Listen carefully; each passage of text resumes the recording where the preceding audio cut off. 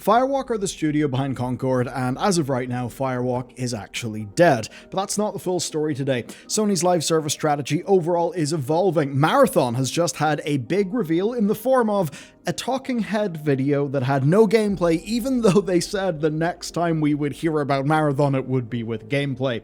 Leaks have of course hit both situations, and we even know some of what Sony actually paid for. Let's get straight into the story. So Herman Hulst delivered the news, and Herman is the co-CEO of Sony Interactive Entertainment. He's essentially directly responsible for software. The other co-CEO handles hardware, so a bit of a strange situation. Anyway, Herman got there through Guerrilla Games. He was actually managing director of the studio from Killzone right the way to Horizon Zero Dawn.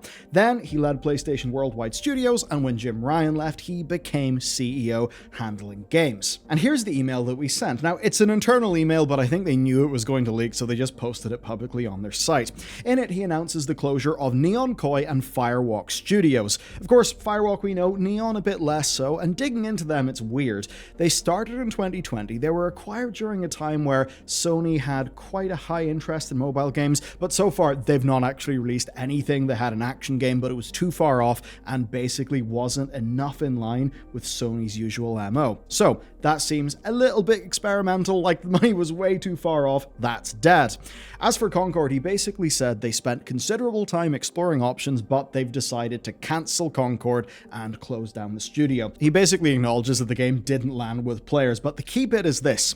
Quote, "I'm a big believer in the benefits of embracing creative experimentation and developing new IP. However, growing through sustainable financials, especially in a challenged economic environment, is critical." Yes, we just heard a little bit about sustainable financials from a big AAA company.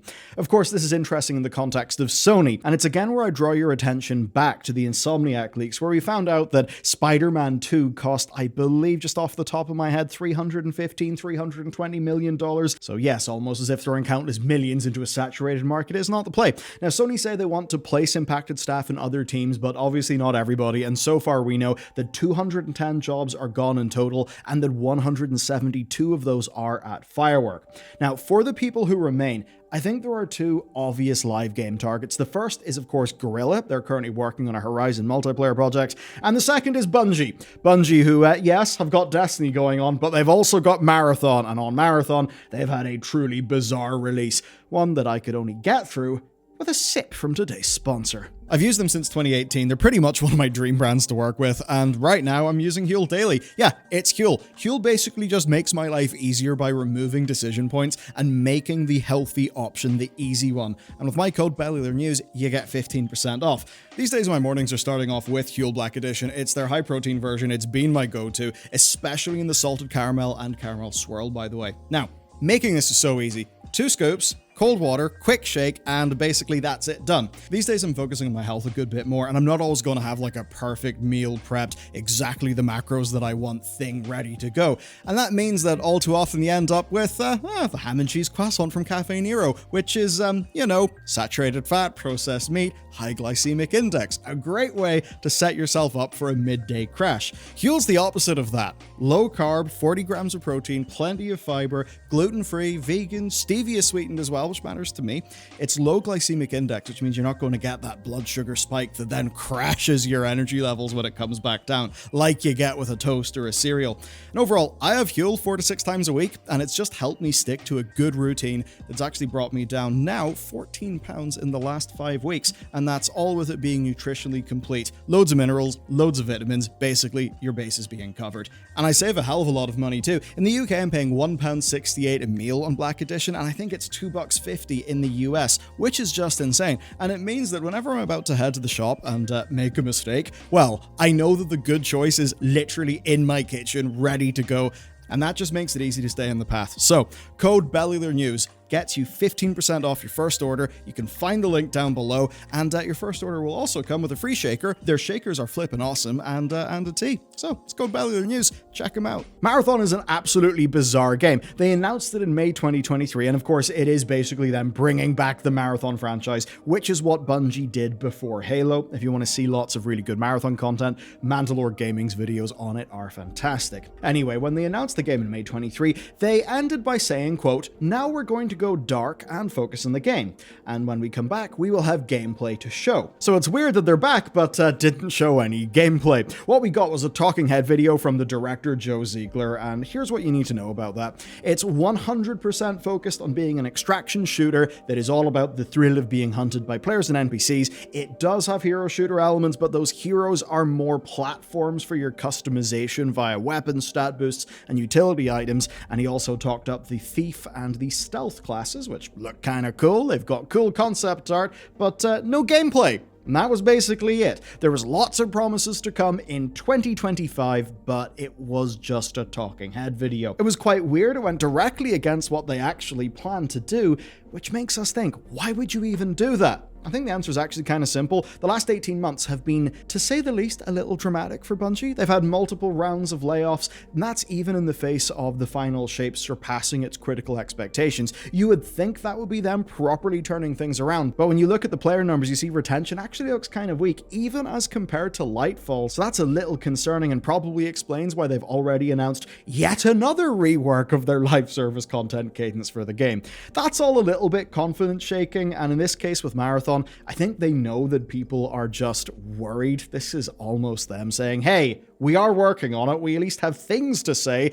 We can't show, but we can tell. Trust us, it's not vaporware. Now, thankfully, we do know a little bit more via the leaks that were given to Paul Tassi of Forbes. Basically, sources told him that this video would exist in September. They suggested that there may be a video from Joe, which certainly does help the track record of that source. So here's the other things we learned. Number one, the rumored $40 price tag for Marathon is real. Essentially what happened is the finals came out. The finals came out free to play. That struggled, and it kind of, it worried them a bit about free to play. Then Helldivers 2 is a big hit, and they basically saw, we can do live service, we can sell for $40. When it hits, we get massive revenue, and they still get the live service that they want. And Concord's failure is something that is not really attributed to its price point. Basically, yeah, more people would have played it if it was a free-to-play game, but I think we all know that the problems with Concord are very essential to what Concord is, and whether it was free or paid, it was never going to be a long-term success. So I think they've realized, well, we're in the business of producing hits. If we're going to produce a hit, we should charge $40 for it. Now, Marathon is said to also have a cosmetic shop and a battle pass, pretty much the standard monetization, and Paul's sources also relate how tricky their position is, right? So basically, according to that source, Sony needs a hit, and Sony is not, to quote the source, overflowing with goodwill toward Bungie, which is hardly a surprise given everything. Supposedly, there are concerns internally about hitting the quality bar that they need by 2025. Speaking personally, I would not be surprised if Marathon ended up being a 2026 thing, which, if you've been following all of the Bungie stories, you would know is a kind of significant year, because that's when they think a lot of the management will basically be able to leave due to the terms of the acquisition deal. But anyway, Marathon is where plenty of ex-Firewalk staff could come in, I would say. Many people from Firewalk are actually Bungie vets, though I suspect they left Bungie for a reason, and Bungie's hardly got a good reputation now. It's not like anything has got better since they would have left. Now, what if I told you that somebody actually did just fine from Firewalk, that somebody made a lot of money from Concord? Well, I'm not lying. It's actually pretty damn true. And for that group, this is almost the business model going to plan. Let's go. Let's talk about that and learn sort of just how much money Sony paid for all of this. Ethan Gatch reports from two sources that the initial development deal for Concord cost $200 million, but that does not include acquiring the IP and the studio. Remember, there was the full development, publishing deal, and then there was the acquisition. And of course, this is where the people who Firewalk were acquired from enter our picture. Now, Probably Monsters. Probably Monsters are a group founded in 2016 by ex-Bungie CEO Harold Ryan. Basically, Harold left, and then Pete Parsons, the current CEO, made rather famous by a few comments he made about his classic car collection. Well, yeah, he's the current CEO. Anyway, Probably Monsters is a different sort of company. It is geared toward incubating teams. So they want to incubate teams and either run those games or sell the teams. Now, they got $18 million seed funding in 2019, and then they announced a $200 million million Series A in 2021, and they aimed for 300 people. Now, that $200 million Series A is them getting external investment. That is not the deal from Sony. So that $200 million is covering like everything that they're doing across multiple teams. Now, to step things back just a little bit, Firewalk was one of their first studios, and it started under their banner in 2018, although yes, some early Concord designs go back to 2016. Now, Firewalk did have other studios. They had Battle Barge, Cauldron, and Hidden Grove, and by the time of Firewalk's sale, they had 450 staff. That's kind of when things just started to go a little bit south. Cauldron's game was cancelled. One of their other titles is a battle royale, and the other one is a loot-driven co-op RPG. So I don't know how good I'm feeling about their portfolio, but point is, $200 million, Series A, spin up a bunch of teams, try to get some games out there, and that all makes sense. Some of their business model is to grow teams and then either run them or sell them. That's what happened with Firewalk. And not only did Sony sign the full exclusive publishing deal, which we pretty much just heard from Ethan, that, was $200 million. That's similar to the sorts of deals they will have done with Arrowhead, but they then, after that, acquired the studio. Now, for Probably Monsters, that is a win. And the tricky thing is we don't know the acquisition price, but from Ethan we do know that Sony covered $200 million in development, though that was likely not enough to finish the game, and then there was the money buying the studio and the IP, which, if you're Probably Monsters, means that your business model likely worked. I mean, you got that $200 million Series A, yeah, you're going to want to sell some of those assets and bring some money in. I really hope somebody leaks that number. Now, for Firewalk, the writing was on the wall here, but there were a few little hints of activity that got some people excited. Here's a headline from PC Gamer. Sony's failed shooter Concord has been updated dozens of times on Steam in October, and I'm starting to feel a comeback. Yeah, that didn't age well. Sorry, PC Gamer, you may have jinxed it.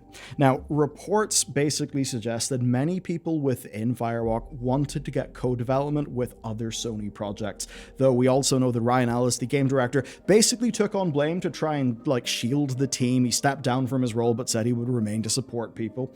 But it doesn't seem that confidence was high, and that's also evidenced by the company doing a good thing, which is letting their people share their work in public, especially if you're, doing 3D, you're doing artwork. This is vital, and all too often, a game will go south, a company will go down, and for whatever reason, people are not able to share stuff in their portfolio, which then impacts their ability to get jobs. So that's definitely a good thing. And when you look through the work, you can see so much iteration. And that's the thing with Concord.